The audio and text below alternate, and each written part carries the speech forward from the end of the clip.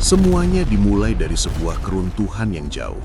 6 dekade sebelum pedang dicabut di Selat Malaka, dunia mengalami guncangan yang takkan pernah pulih. Tahun 1453, Konstantinopel jatuh. Gerbang perdagangan dunia terkunci rapat oleh kekuatan baru di Timur Tengah. Di Eropa, harga rempah-rempah menjadi lebih mahal daripada nyawa. Keputusasaan itulah yang memicu efek domino yang gila. Bangsa-bangsa barat terpaksa membuang rasa takut mereka pada monster laut, melintasi samudra yang tak terpetakan hanya untuk mencari satu hal, Nusantara. Jatuhnya Konstantinopel adalah detik pertama dari bom waktu yang akhirnya meledak di depan pintu rumah kita. 3 dekade sebelum gelar Rainha de Japara membekukan nyali bangsa Portugis di Malaka, jauh sebelum seorang wanita dari Jepara mengirimkan ratusan kapal pengepung untuk menuntut keadilan, dunia lebih dulu mengenal sebuah nama yang tertulis dalam api dan darah, Pati Unus, Pangeran Sabranglor. Tahun 1513, hanya 2 tahun setelah Malaka jatuh ke tangan bangsa Eropa, sebuah bayangan raksasa muncul dari arah selatan. Portugis yang merasa telah menguasai samudra dengan meriam-meriam mereka, tiba-tiba dihadapkan pada sesuatu yang menggetarkan nalar mereka. Bagi mereka, itu bukan sekedar armada laut biasa. Itu adalah kemunculan kembali kekuatan maritim kuno yang mereka sebut sebagai The Great Javanese Jong. Inilah kisah tentang sosok yang dalam garis keluarga dan politik istana merupakan pendahulu serta paman bagi Ratu Kalinyamat. Seorang pemimpin muda yang memegang estafet pertama perlawanan besar Nusantara. Ia tidak datang untuk bernegosiasi, melainkan untuk membuktikan bahwa di timur jauh ada raksasa yang baru saja terbangun dari tidurnya. Pati Unus tidak hanya membawa kapal, ia membawa harga diri sebuah imperium yang tak sudi tunduk pada monopoli asing. Jika kelak Ratu Kalinyamat adalah badai yang penuh perhitungan, maka Pati Unus adalah kilat yang menghantam tanpa peringatan di fajar perlawanan. Mari kita kembali ke masa di mana Laut Jawa adalah penguasa samudra sesungguhnya.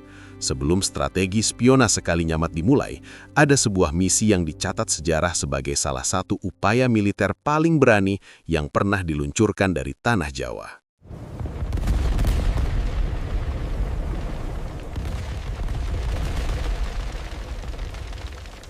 Agustus 1511 menjadi titik balik yang kelam.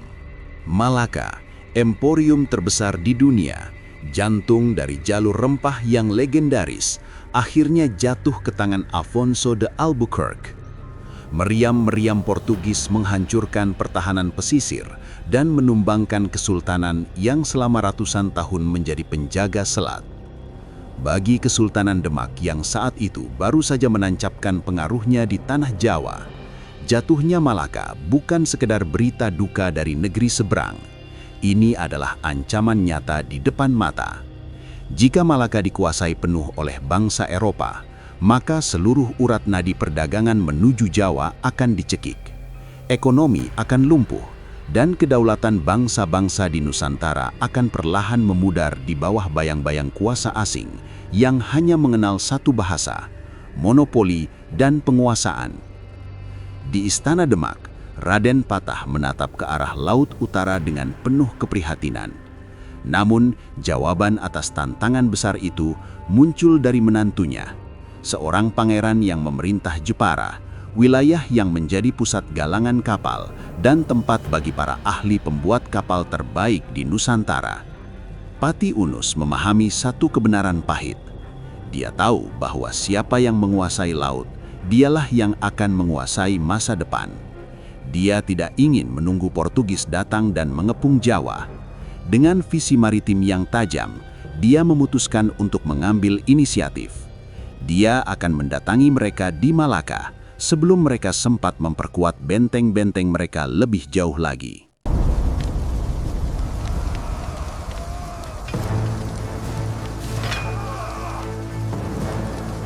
Keberanian Pati Unus didukung oleh sebuah pencapaian teknologi maritim yang luar biasa. Kita harus membicarakan tentang kapal-kapal yang ia bawa. Di galangan kapal sepanjang pesisir utara Jawa, dari Jepara hingga Rembang, para pengrajin bekerja siang dan malam membangun armada Jong. Kapal-kapal ini adalah monster laut di masanya. Dalam catatan para penjelajah dan perwira Portugis, mereka mengekspresikan kekaguman sekaligus ketakutan yang mendalam saat melihat ukuran jong Jawa. Kapal-kapal ini dibangun dengan ketelitian tingkat tinggi, menggunakan kayu jati pilihan yang disambung dengan pasak kayu tanpa satupun paku besi. Konstruksi ini membuat kapal memiliki kelenturan, namun tetap sangat kokoh saat dihantam ombak besar samudra. Salah satu hal yang paling mengejutkan pihak Portugis adalah ketebalan lambung kapal ini. Dalam berbagai laporan sejarah, para pelaut Eropa mencatat betapa frustrasinya mereka saat melihat peluru meriam mereka seolah tidak berarti.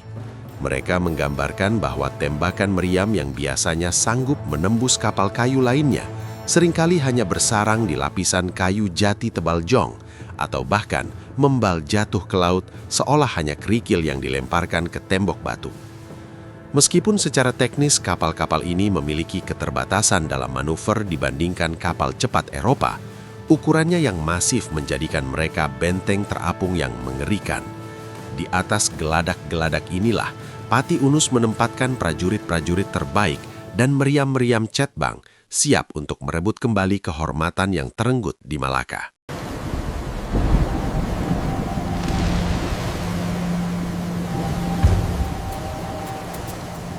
Januari 1513, sebuah armada besar berangkat dari Jawa. Inilah momen bersejarah yang memberikan gelar abadi bagi sang panglima, Pangeran Sabrang Lor. Pangeran yang berani menyeberang ke utara. Sumber-sumber sejarah mencatat lebih dari 100 kapal berkumpul, membentuk hutan tiang di laut yang menutupi cakrawala. Saat armada Demak Jepara ini muncul di depan perairan Malaka, kepanikan meledak di dalam garnisun Portugis. Pertempuran laut yang sangat brutal pun pecah. Suara dentuman meriam menyalak siang dan malam, bergema di sepanjang Selat Malaka. Pati Unus memimpin langsung dari garis depan. Namun, perang ini terbukti sangat sulit. Portugis yang berada di balik tembok benteng Malaka memiliki posisi bertahan yang lebih menguntungkan.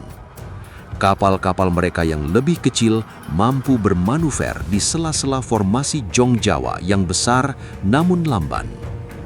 Setelah pertempuran yang menguras tenaga dan sumber daya, Pati Unus menyadari bahwa strategi menyerang langsung ke jantung pertahanan musuh yang telah bersiap memerlukan lebih dari sekedar keberanian fisik.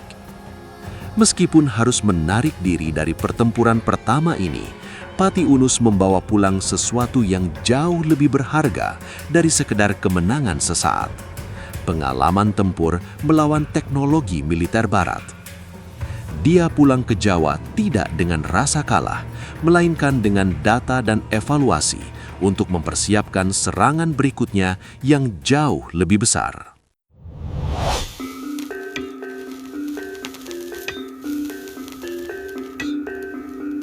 7 tahun berikutnya adalah masa tenang yang menghanyutkan. Di luar sana, Portugis mungkin mengira ancaman dari Jawa telah berakhir. Namun di Jepara dan Demak, persiapan justru semakin intensif.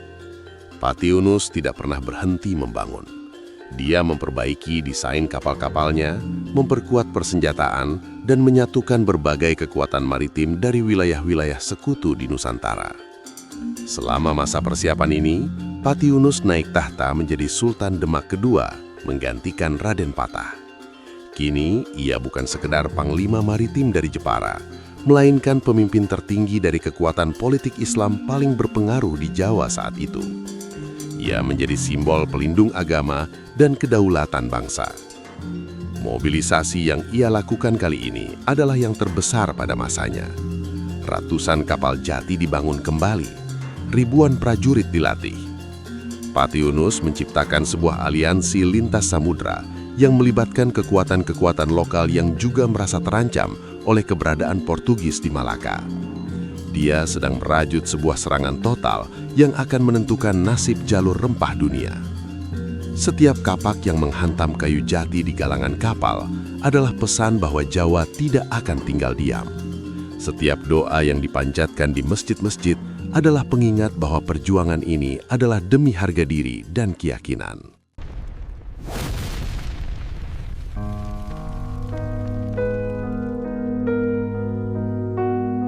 Tahun 1521, armada raksasa itu kembali membelah samudra, bergerak menuju utara untuk kedua kalinya.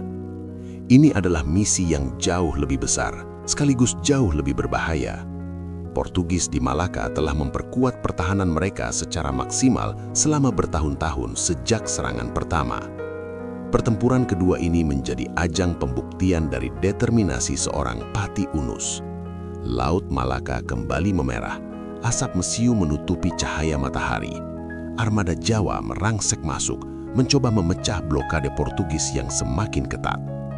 Namun, takdir berkata lain.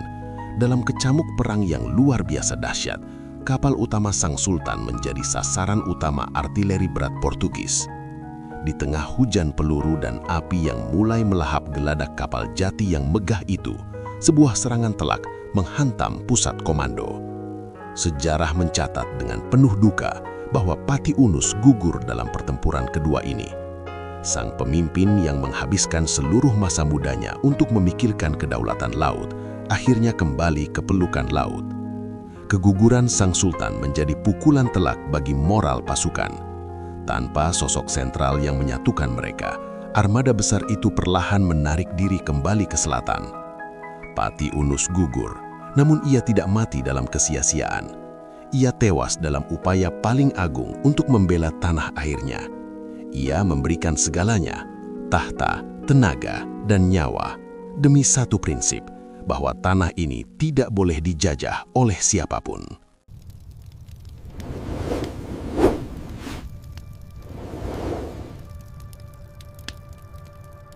Pati Unus mungkin gagal merebut Malaka secara fisik dalam 2 kali upayanya. Namun, ia berhasil menanamkan sesuatu yang jauh lebih abadi, sebuah tradisi perlawanan maritim yang tak kenal takut. Ia membuktikan bahwa bangsa Eropa bukanlah kekuatan yang tak tersentuh. Ia menunjukkan bahwa kapal-kapal Nusantara mampu membuat imperium global gemetar dalam ketakutan. Gugurnya Pati Unus adalah awal dari estafet panjang perjuangan di Jawa. Semangatnya diteruskan oleh adiknya, Sultan Trenggana, yang kemudian membawa Demak mencapai puncak kejayaannya. Dan dari garis keluarga serta visi politik yang sama, muncullah sosok Ratu Kalinyamat.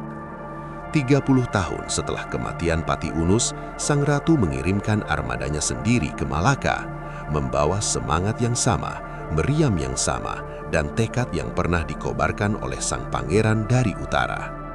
Pati Unus mengajarkan kita bahwa kekalahan dalam pertempuran bukanlah kekalahan dalam sejarah. Ia adalah simbol dari keberanian untuk menantang badai besar demi sebuah martabat. Namanya, Pangeran Sabranglor, akan selalu bergema setiap kali ombak menghantam pesisir Jawa, mengingatkan kita pada sosok yang pernah memimpin ratusan kapal kayu untuk menjaga martabat Nusantara di tengah ganasnya samudra. Kisah ini adalah pengingat abadi bahwa laut kita adalah sejarah kita dan kedaulatan kita adalah harga mati. Terima kasih sudah menonton. Fofbon Story undur diri.